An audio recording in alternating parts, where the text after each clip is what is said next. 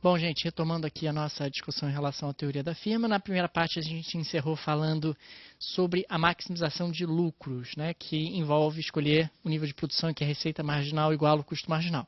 A partir de agora a gente vai ver diferentes cenários, porque a firma pode estar maximizando lucros e isso não garante que o lucro é positivo, nem negativo, nem zero.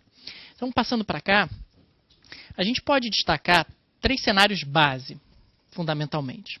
Um primeiro cenário A, que é o seguinte: legal, a firma escolheu o nível de produção de maximização de lucros, escolheu o nível de produção em que a receita marginal iguala o custo marginal, e ela está conseguindo praticar nesse nível de produção um preço maior do que o custo total médio.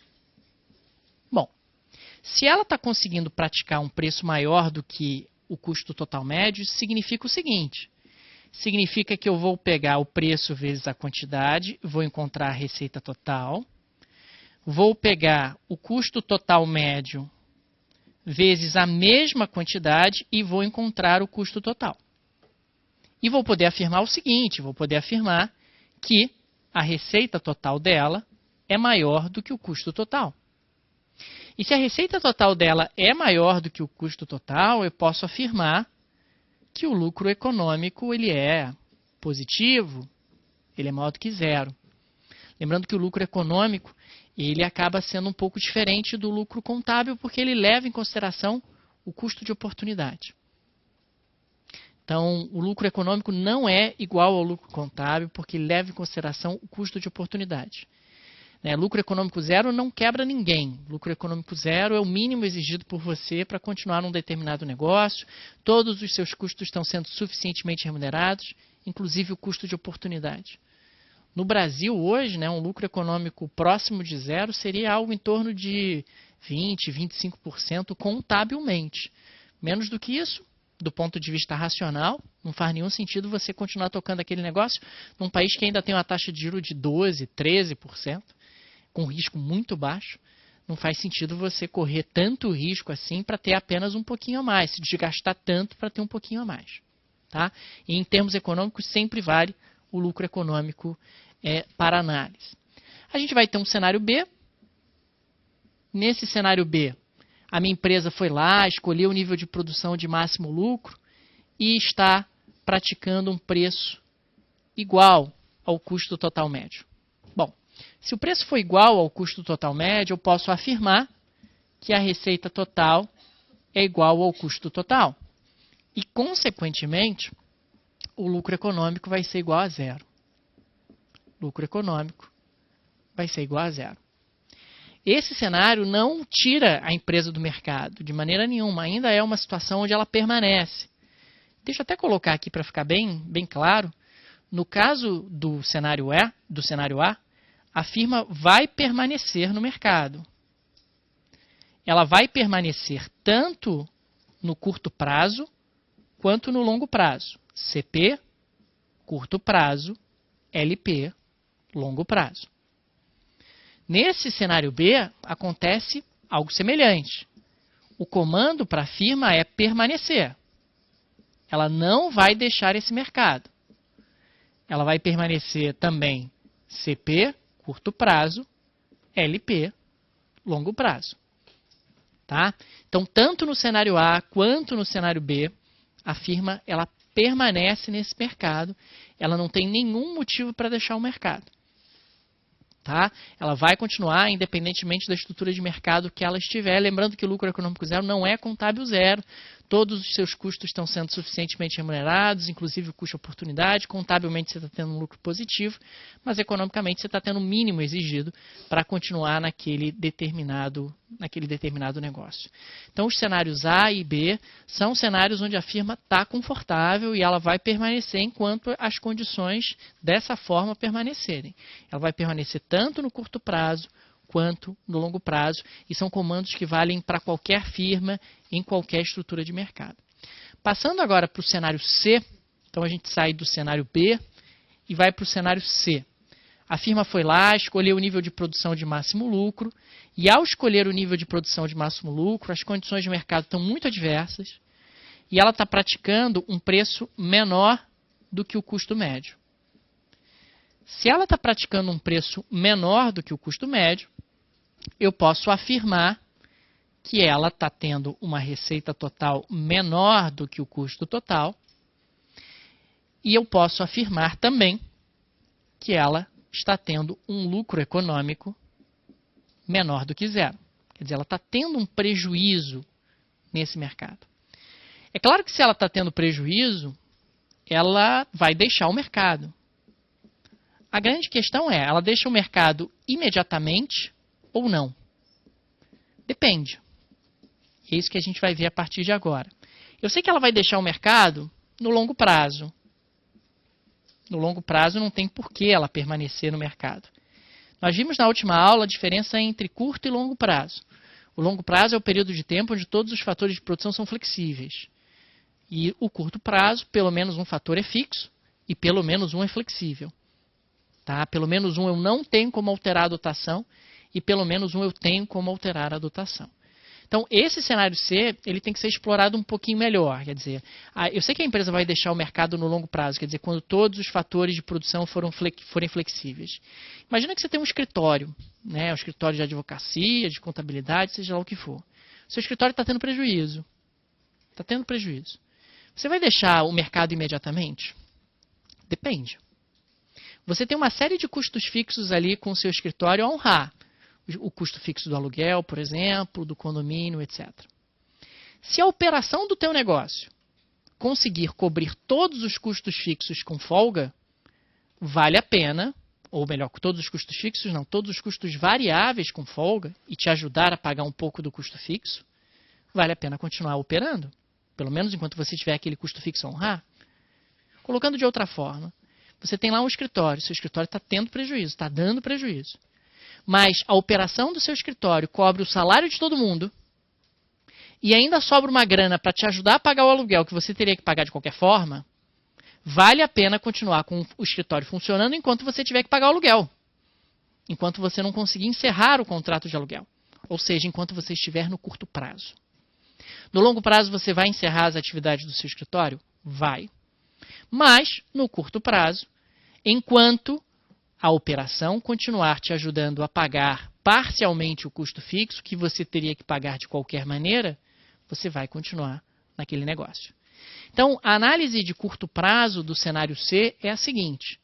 Se o preço cobrir todo o custo variável médio, se a receita total cobrir todo o custo variável e ainda sobrar uma grana para te ajudar a pagar o custo fixo, que você teria que pagar de qualquer maneira, vale a pena continuar a sua operação no curto prazo.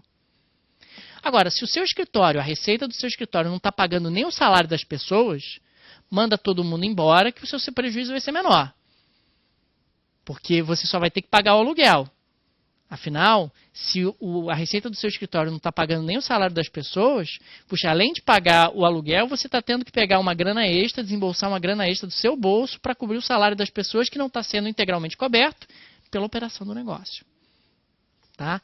Então, quando você está no cenário C, como a gente colocou ali, o cenário C, você vai deixar o mercado no longo prazo. O longo prazo é quando você consegue desfazer o contrato de aluguel, por exemplo, você consegue se livrar do custo fixo. Agora, no curto prazo, depende. Você tem que comparar o preço com o custo variável. Então, vamos colocar aqui, olha. Subcenário C1, né, que é um subcenário do cenário C. Aqui eu vou estar numa situação em que, ok, o custo total médio é maior do que o preço, só que o preço é maior do que o custo variável médio. Consequentemente, eu posso afirmar o seguinte, eu posso afirmar que o custo total, eu vou simplesmente multiplicar tudo por quantidade. Se eu pegar o custo total médio e multiplicar por quantidade, eu tenho o custo total. Se eu pegar o preço e multiplicar por quantidade, eu tenho a receita total. Se eu pegar o custo variável médio e multiplicar pela quantidade, eu tenho o custo variável. Então, é a mesma coisa que dizer que a sua receita total ela cobre o custo variável, mas ela não cobre o custo total. Dentro de um cenário como esse, a minha empresa está tendo prejuízo? Tá, o lucro econômico dela é negativo. Mas eu vou permanecer no curto prazo. Então, eu vou permanecer no CP, no curto prazo, e eu vou deixar o mercado no LP, no longo prazo. A gente pode pensar até em termos numéricos, pegar aqui um exemplo numérico. Imagina que a sua empresa está com um custo total médio de 20. O preço é 15 e o custo variável médio vai ser 10. Claro, tem que seguir ali o mesmo padrão, custo total médio maior do que o preço, que é maior do que o custo variável médio. A minha empresa ela tem duas opções. Opção 1, produzir. Ao produzir, o que vai acontecer?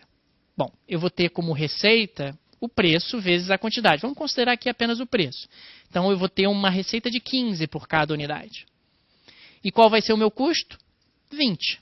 O que significa que eu vou ter um prejuízo de 5 por cada unidade. Porque eu vou receber 15 e vou pagar 20. Se eu tomar a decisão de não produzir, quanto eu vou receber? 0. E quanto eu vou pagar? 10. Então, no curto prazo, eu terei um prejuízo maior se eu não produzir. Então, é melhor continuar produzindo enquanto eu não me livro do custo fixo.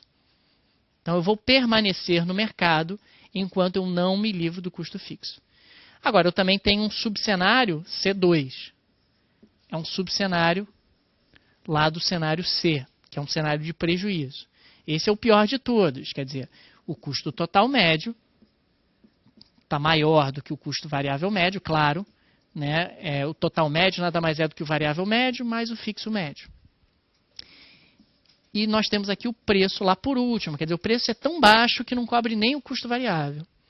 Nesse segundo subcenário, nós temos aqui o custo total é maior do que o custo variável, que é maior do que a receita total. Eu simplesmente estou multiplicando tudo por quantidade e aí estou encontrando os conceitos em vermelho.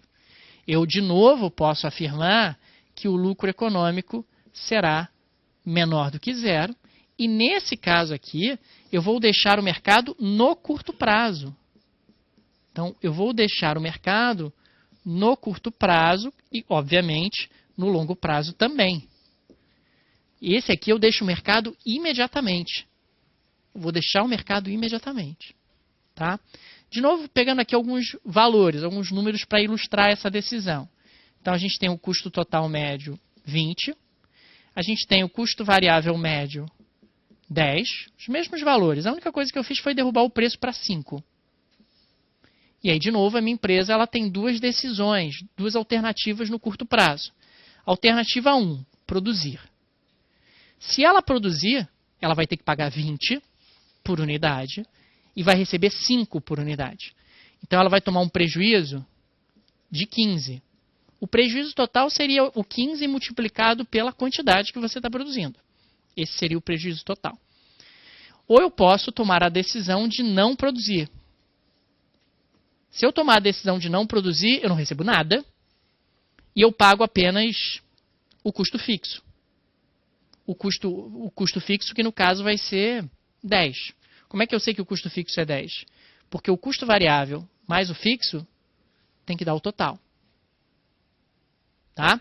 Então, eu vou pagar apenas 10. Então, meu prejuízo vai ser igual a 10.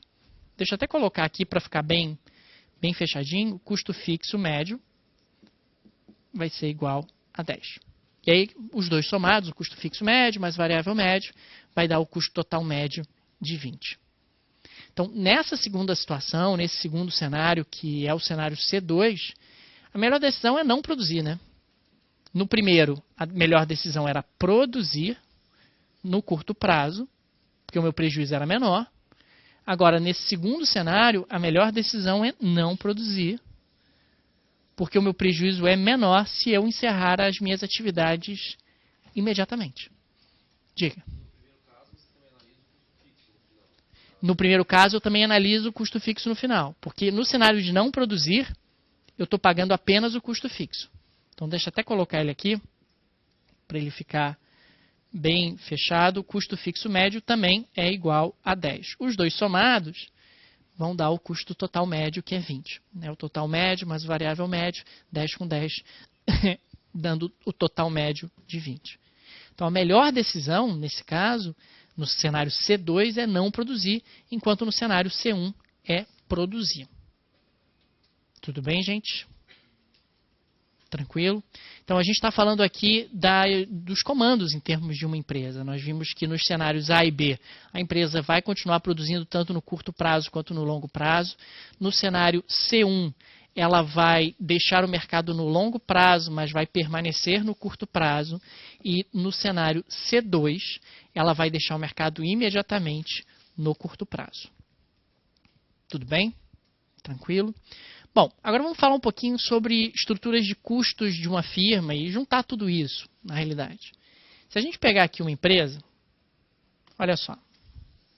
Como é que a empresa funciona, então, na prática? A gente vai ter aqui, olha, no eixo horizontal, quantidade. No eixo vertical, preço, barra, receita, barra, custo. Preço, barra, receita, barra, custo. Quando eu tenho aqui a minha empresa ela vai ter um custo variável médio que se comporta da seguinte maneira. Custo variável médio não, desculpa, gente, custo total médio. O custo total médio para qualquer empresa, no início ele cai e depois ele sobe. Por que que funciona dessa maneira? Porque nas primeiras unidades você acaba tendo economias de escala. E por que que você tem economias de escala nas primeiras unidades? Porque o custo fixo vai sendo diluído. O custo fixo vai sendo diluído. Você vai pegando o custo fixo e vai dividindo esse custo fixo em cada vez mais unidades e, consequentemente, o custo total vai sendo puxado para baixo. O custo total, na média, vai sendo puxado para baixo. Conforme você continua aumentando a produção, a tendência é que o custo fixo vá sendo tão diluído que ele se torne irrelevante. E aí você começa a ter o custo variável puxando o custo total para cima, e o custo variável puxa o total para cima por causa da lei dos rendimentos decrescentes. Os insumos variáveis, eles vão tendo que ser colocados em quantidades cada vez maiores, e, consequentemente, o custo total médio começa a subir. Então, de uma forma geral, as empresas funcionam dessa maneira. As primeiras unidades você tem economias de escala, quer dizer, o custo total médio vai caindo conforme eu aumento a produção. Isso acontece porque o custo fixo vai sendo diluído. Chega um determinado momento que o custo fixo está todo diluído, ele está se tornando irrelevante. E aí o custo total médio começa a subir, sendo puxado para cima pelo custo variável. E o custo variável está puxando o total para cima, está puxando a média para cima, por causa da lei dos rendimentos decrescentes. Eu preciso de cada vez mais insumos variáveis para manter a produção crescendo no mesmo ritmo. Do ponto de vista aqui de análise de uma firma, nós vamos ter aqui um custo marginal. Né? O custo marginal ele sempre intercepta o custo médio no seu ponto de mínimo. Existe uma explicação matemática para isso, mas que não vem muito ao caso aqui. Tá? O fato é que o custo marginal intercepta o custo médio ou o custo total médio sempre na escala ótima, sempre no seu ponto de mínimo. Bom, e daí? E daí que se a gente considerar aqui que nós temos uma receita marginal, que de novo eu vou dar o exemplo de que ela é constante igual ao preço. Então a gente vai ter aqui uma receita marginal constante igual ao preço. A minha empresa ela vai escolher qual nível de produção? A gente sabe que ela vai escolher o nível de produção em que a receita marginal iguala o custo marginal, ok? Então esse é o nível de produção que a minha empresa vai escolher. Então essa é a quantidade de máximo lucro e é a quantidade que a minha empresa vai escolher. Gente, olhando para esse gráfico, você consegue enxergar se essa empresa que está maximizando o lucro, porque ela escolheu o nível de produção em que a receita marginal iguala o custo marginal, se ela está tendo um lucro positivo, negativo ou zero? Alguém consegue enxergar se ela está tendo um lucro positivo, negativo ou zero? Positivo, negativo ou zero? Positivo. Por quê? Para esse nível de produção que ela escolheu, o custo total médio está aqui. Então, o que eu posso afirmar? Eu posso afirmar que o preço está maior do que o custo total médio, certo? Se o preço está maior do que o custo total médio, ela está no cenário A, no cenário B ou no cenário C? Ela está no cenário A.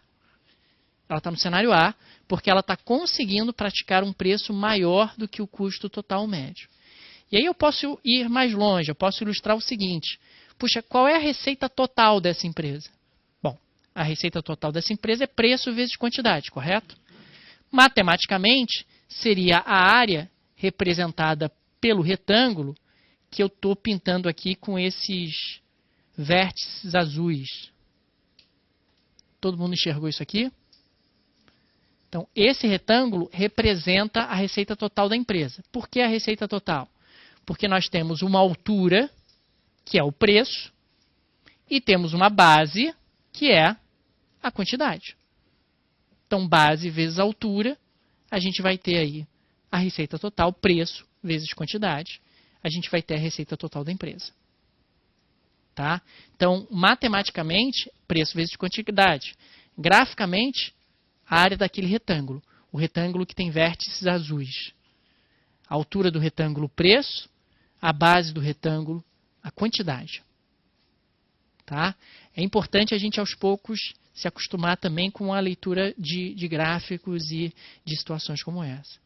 Agora, e o custo total? Bom, o custo total é o custo total médio vezes quantidade. A gente já viu isso hoje. Seria a área desse retângulo de vértices pretos, que eu estou marcando aqui. Então, seria a área desse retângulo de vértices pretos. Ok? Então, nós temos aqui, olha, o custo total médio vezes a quantidade. Então, acho que fica bastante claro que a quantidade é a mesma, é claro, mas fica bastante claro que a área do custo total é menor do que a área da receita total. A área do custo total é menor do que a área da receita total. Aliás, a diferença entre as duas é o quê, gente? Essa diferença aqui que eu vou marcar com a cor amarela. Na realidade, não é a diferença entre o preço e o custo total médio. É a diferença entre o preço e o custo total médio vezes a quantidade. Que seria o quê? É o lucro. Não, não é o custo de oportunidade. É o lucro. Você também pode definir o lucro de uma outra maneira. O lucro ele pode ser definido como sendo o preço vezes a quantidade menos o custo total médio vezes a quantidade. Na prática, eu estou simplesmente dizendo que é a receita total menos o custo total. Então, graficamente, essa área aqui em amarelo, ela é a diferença entre a receita total e o custo total. E sendo a diferença entre a receita total e o custo total, ela é o lucro da minha empresa. Todo mundo está enxergando isso? Então, o retângulo maior, ele é a receita total. O retângulo aqui, que não está pintado, menor, né, de vértices pretos, é o custo total.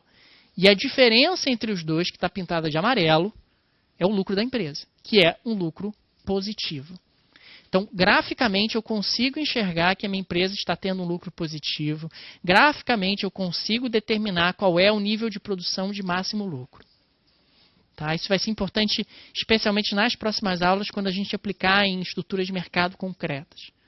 Então, a minha receita marginal, igualando o custo marginal, determina qual é o nível de produção de máximo lucro. Determinando o nível de produção de máximo lucro, eu consigo enxergar qual é o preço e qual é o custo total médio naquele nível de produção de máximo lucro. E comparando o preço com o custo total médio naquele nível de produção de máximo lucro, eu consigo saber se a empresa está tendo lucro ou prejuízo. Tá legal, gente? Se o lucro está positivo ou negativo e quanto ele é. Tá? Se eu simplesmente quiser definir o lucro de uma terceira forma, aqui, de uma outra maneira, eu poderia definir o lucro como sendo o quê? Bom, o lucro nada mais é do que o preço menos o custo total médio vezes a quantidade. Essa é uma outra forma também de você definir o lucro dessa empresa. É o preço menos o custo total médio vezes a quantidade. Essa é uma terceira maneira, uma outra maneira de você definir o lucro que essa empresa está observando, que essa empresa está tendo. Tudo bem até aí, gente? Ok, diga. Se o lucro fosse negativo, o que acaba acontecendo... Eu vou desenhar esse gráfico para ilustrar para você. Olha só. Então, vamos pegar aqui uma situação, como ficaria se o lucro fosse negativo. Tá? Então, eu vou manter o mesmo gráfico, o mesmo padrão. A única coisa que eu vou fazer é baixar o preço, para que a empresa passe a ter um lucro negativo. Tá? Então, você tem aqui uma quantidade, você tem aqui no eixo vertical preço, barra receita, barra custo, PCR. Temos aqui o custo médio da minha empresa, tá? Custo total médio. Legal. Temos aqui o custo marginal, que vai interceptar o ponto mínimo. Temos o custo marginal, que vai interceptar o ponto mínimo. E vamos colocar aqui, a única diferença qual vai ser? O preço vai ser lá embaixo. Preço constante igual a receita marginal. Legal? Então tá aqui. Qual o nível de produção que a minha empresa vai escolher? Bom, de novo, ela vai escolher o nível de produção em que a receita marginal é igual ao custo marginal. Então, essa será a quantidade de máximo lucro. Tudo bem até aí? Qual vai ser o custo total médio da minha empresa? Bom, o custo total médio da minha empresa, olha aqui, ó, vai ser um valor bem maior do que o preço. Esse é o custo total médio da minha empresa. Então, nesse caso aqui, acontece o contrário do gráfico anterior. No gráfico anterior, a receita total, a área da receita total, era maior do que a área do custo total. Aqui o que a gente está vendo é que a área do custo total é que é maior do que a área da receita total. Então, vamos marcar aqui. Qual é a área da receita total? É a área desse retângulo com vértices azuis.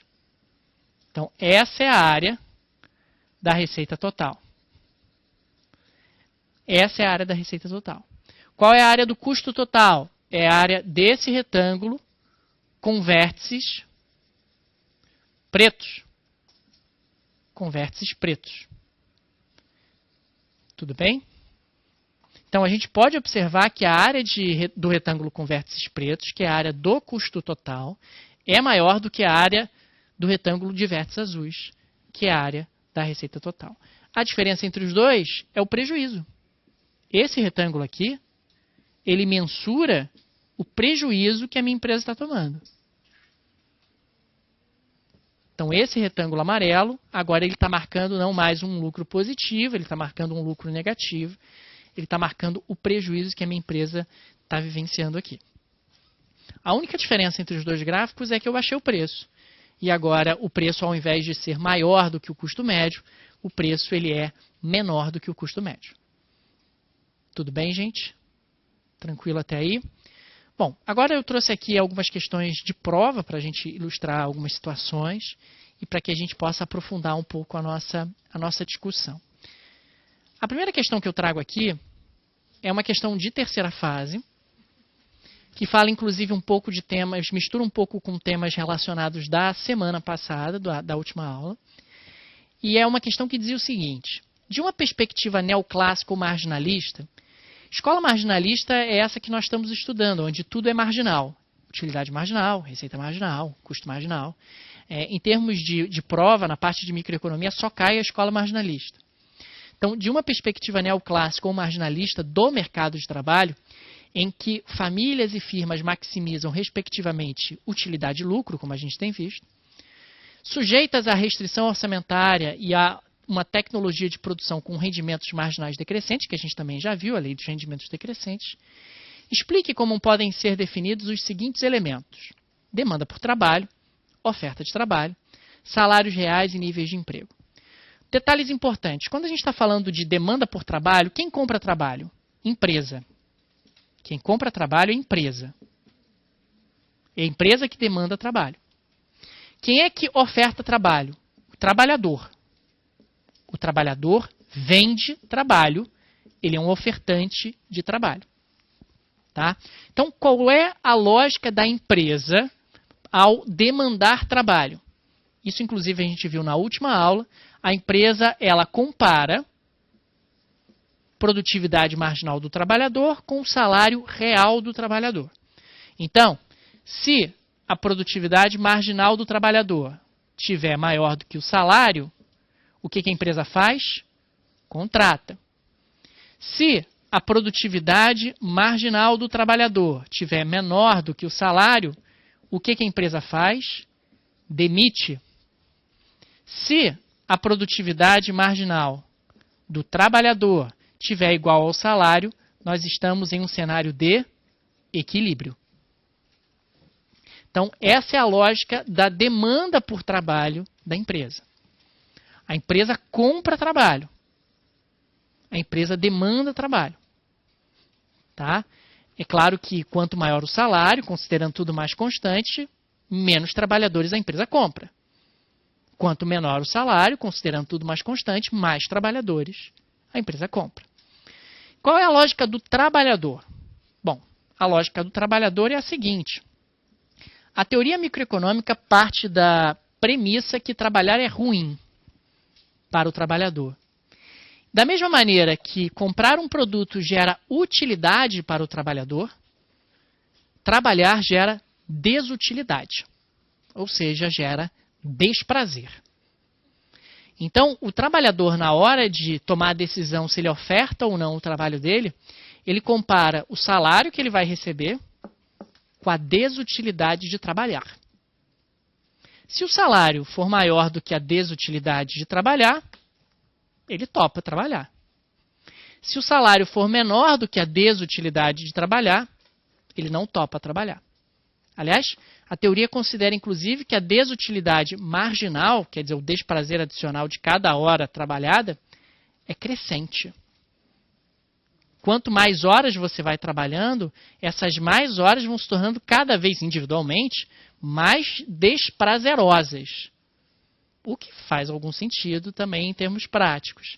Então, a lógica da oferta de trabalho é uma comparação entre a desutilidade marginal do trabalho.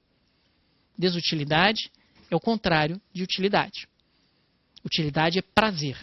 Desutilidade é desprazer. Quanto mais utilidade, melhor. Quanto mais desutilidade, pior. Tá? Então, a desutilidade marginal do trabalho versus o salário do trabalhador. Então, vindo para aqui, qual é a lógica da oferta de trabalho? Bom, a lógica da oferta de trabalho é desutilidade marginal do trabalho, do L, do labor. Se a desutilidade marginal do trabalho, se o desprazer de trabalhar for menor do que o salário, o trabalhador topa trabalhar. Topa trabalhar. Aliás, como a desutilidade marginal do trabalho é crescente, talvez você já tenha reparado que você só topa trabalhar horas a mais se o incremento de salário for muito bom. Esse é o comportamento padrão das pessoas. Você só vai topar trabalhar sábados, domingos e feriados se o incremento do salário for bacana. Senão, você vai dizer, não quero. Não faz sentido para mim, não justifica. Então, é justamente a desutilidade. Se a desutilidade marginal do trabalho for maior do que o salário, se o desprazer não for compensado pelo salário, aí eu não trabalho. Aí eu não oferto a minha força de trabalho. E quando a desutilidade marginal ela está igual ao salário, aí você está no equilíbrio também. Você está no equilíbrio. Tá? Então, o trabalhador, a oferta de trabalho, compara a desutilidade marginal com o salário. Diga. O no equilíbrio significa que eu não vou trabalhar nem horas a mais, nem horas a menos. Você pode pensar dessa forma. Se a desutilidade estiver menor do que o salário, eu estou disposto a trabalhar mais horas. Se a desutilidade ela estiver maior do que o salário, eu estou disposto a trabalhar menos horas. Quando iguala, eu não estou disposto a trabalhar nem mais horas, nem menos horas. Fala. Desutilidade também é influenciada pela necessidade, claro. Claro, trabalhar pode ser prazeroso se aquilo atende a uma determinada, ou melhor, será menos desprazeroso se aquilo atender a uma determinada necessidade sua e tudo. Então, a necessidade influencia a desutilidade marginal. Tá? Agora, pensando em salários reais e nível de emprego. Bom, pensando em salários reais e nível de emprego, a gente pode pensar da seguinte maneira. O mercado de trabalho, então, nós temos aqui quantidade de trabalho e salário real do trabalhador. Vamos ter uma oferta de trabalho que é dada pelo trabalhador. A oferta de trabalho que é dada pelo trabalhador. Então, o trabalhador ele exige cada vez salários maiores por horas adicionais porque a desutilidade marginal é crescente. E a demanda por trabalho que é dado pela empresa. Então, é um mercado como outro qualquer. E aí você vai ter aqui um salário de equilíbrio, e uma quantidade de equilíbrio. Uma outra forma de você olhar para isso, que seria seguindo a lógica da teoria da firma, então você tem aqui quantidade de trabalho, e aqui eu tenho produtividade marginal do trabalhador barra W, que é o símbolo internacional para salário, que vem do inglês wage. Tá? Vem do inglês wage. Então você tem aqui o salário do trabalhador, que seria um salário de mercado, né? Um WM, né? Que seria um salário de mercado. E eu tenho a produtividade marginal do trabalhador que vai caindo, porque ela é decrescente, por conta da lei dos rendimentos decrescentes. Então, uma outra maneira de você mostrar e apresentar esse equilíbrio do mercado de trabalho é o seguinte, olha, enquanto a produtividade marginal do trabalhador for maior do que o salário, eu vou aumentar a oferta de mão de obra. Quando a desutilidade marginal do trabalhador for menor do que o salário, eu vou diminuir a oferta de mão de obra. E no final das contas, o equilíbrio, ele acontece quando a produtividade marginal do trabalhador é igual ao salário real. Essa é a quantidade de equilíbrio. Então, o equilíbrio dar-se-á quando a produtividade marginal do trabalhador é igual ao salário, lembrando que esse salário é salário real. Toda essa análise é feita em termos reais e não em termos nominais. Tá? Então, você também poderia apresentar dessas duas formas. Você poderia pegar ali e mostrar simplesmente oferta e demanda por trabalho. Oferta e demanda por trabalho mostrando justamente que o trabalhador ele é um ofertante de mão de obra, enquanto o empresário é um demandante de mão de obra. E você poderia fazer uma comparação ali, sob a ótica da teoria da firma, entre produtividade marginal e salário, mostrando que o equilíbrio acontece quando a produtividade marginal do trabalhador é igual ao salário que o trabalhador recebe, o salário real. Esse é o equilíbrio do mercado de trabalho. Tudo bem, gente? É uma questão de terceira fase, uma questão que não é tão simples e uma questão envolvendo aí teoria da firma de maneira 100% teórica. A pegada realmente microeconômica é muito teórica, já a macroeconômica, como a gente vai ver mais à frente, não. E a macroeconômica é muito mais prática, envolve discussões muito mais concretas e práticas. Fala. Se teria que desenhar um gráfico, nesse caso teria, no item C. No item A e no item B dava para você discursivamente explicar e tal. Mas no item C você teria que fazer alguma referência gráfica idealmente, tá? Como está colocado aqui. O gráfico ali, olha só, são dois gráficos que a gente tem aqui. O gráfico à esquerda é o gráfico do mercado de trabalho de maneira aberta, né, de maneira mais ampla, onde você tem simplesmente oferta e demanda por trabalho. A oferta de trabalho está crescente por quê? Porque para ofertar mais trabalho, o trabalhador ele exige salários cada vez maiores. Qual é a explicação para isso? A desutilidade marginal do trabalho ela é crescente. Então, para ofertar quantidades maiores de trabalho, eu exijo salários cada vez maiores. No caso da demanda por mão de obra, que é feita pelo empresário, é o contrário, né? O empresário, se a mão de obra ela é mais cara, ele compra menos. Se a mão de obra é mais barata, ele compra mais. Né? Então você tem simplesmente uma dinâmica como qualquer outro mercado entre oferta e demanda, e você vai ter, através do choque entre oferta e demanda, o equilíbrio, que vai ser o salário de equilíbrio e a quantidade de equilíbrio. Já no gráfico à direita, você tem ali simplesmente a comparação entre a produtividade marginal do trabalho e o salário. É uma ótica estritamente da firma, onde a produtividade marginal do trabalhador ela vai caindo por conta da lei dos rendimentos decrescentes. Você tem um salário de mercado que a empresa não escolhe, que é imposto a ela, é definido pelo mercado, e a empresa vai escolher a quantidade de trabalho que iguala a produtividade marginal do trabalho com o salário do trabalhador. Porque enquanto a produtividade marginal for maior que o salário, ele vai contratando mais gente. Quando a produtividade marginal é menor do que o salário, ele vai demitindo gente. E o equilíbrio, ele não contrata nem demite quando é igual. Tudo bem, gente? Bom, avançando aqui. Nós temos uma outra questão, essa questão é de primeira fase. Para produzir Q unidades de certo bem, uma firma arca sempre com um custo fixo, CF, de R$100. Então, o custo fixo dessa minha empresa, R$100. Além de um custo variável que depende da quantidade produzida. É óbvio, todo custo variável depende da quantidade produzida. Não precisava ser dito isso.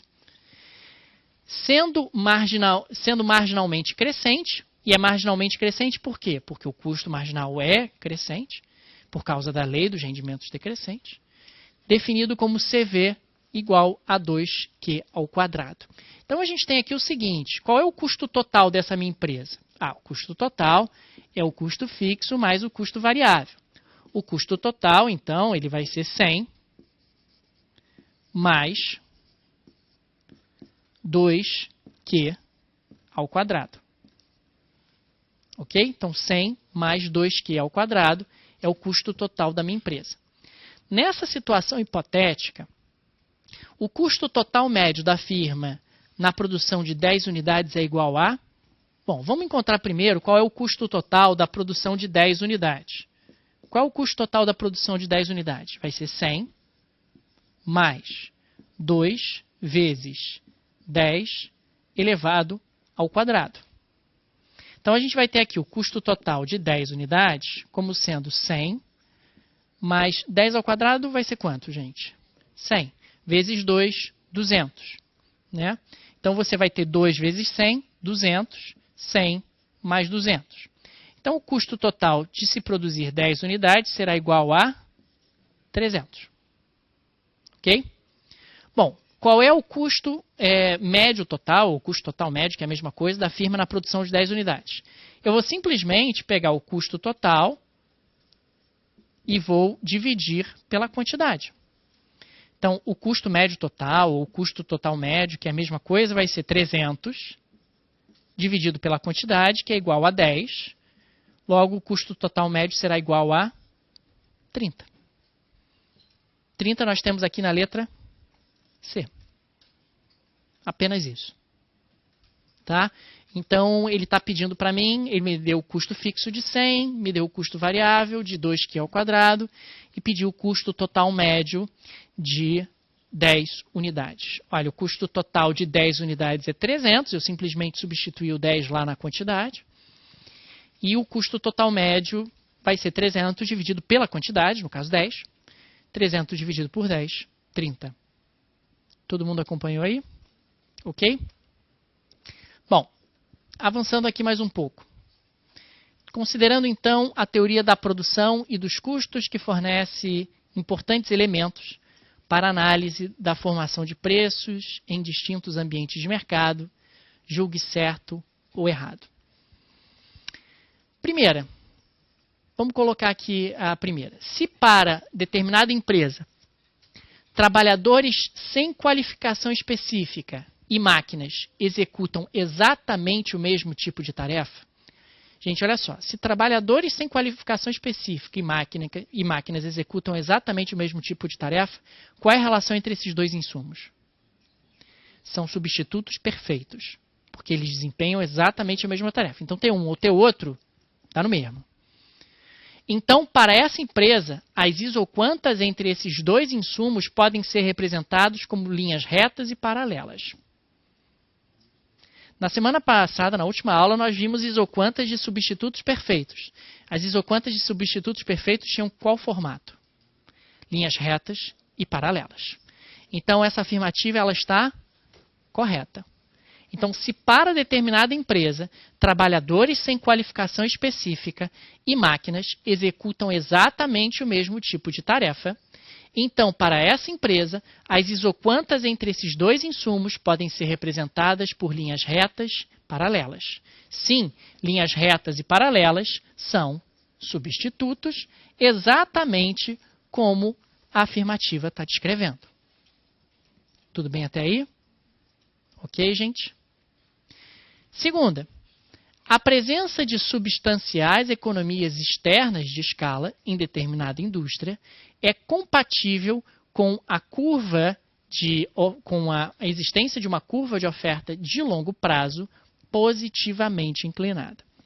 Bom, quando você está falando de curva de economias externas de escala, você está falando de economias de escala que são geradas de forma externa à firma. É o mesmo conceito. O que pode gerar uma economia externa de escala, por exemplo? Você tem uma indústria e o governo asfalta a estrada em frente à tua indústria.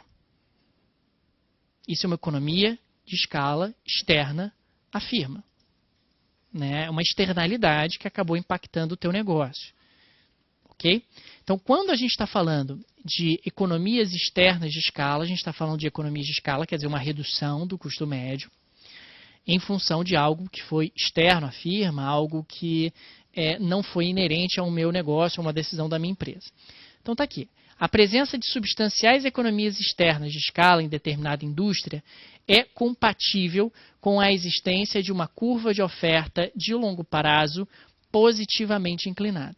Quando você está falando de uma curva de oferta positivamente inclinada, você está falando de uma curva de oferta que vai subindo. Certo? Essa curva de oferta que vai subindo é o normal de qualquer empresa. Tá? Isso pode ser compatível com a existência de uma curva de oferta de longo prazo positivamente inclinada? A priori não tem problema. A priori você pode ter economias externas de escala e uma curva de oferta positivamente inclinada, independentemente do que aconteça. Tá? A terceira está falando de cartel. Cartel é oligopólio. Oligopólio a gente vai ver um pouco mais à frente. E quarta, políticas de dumping adotadas por empresas.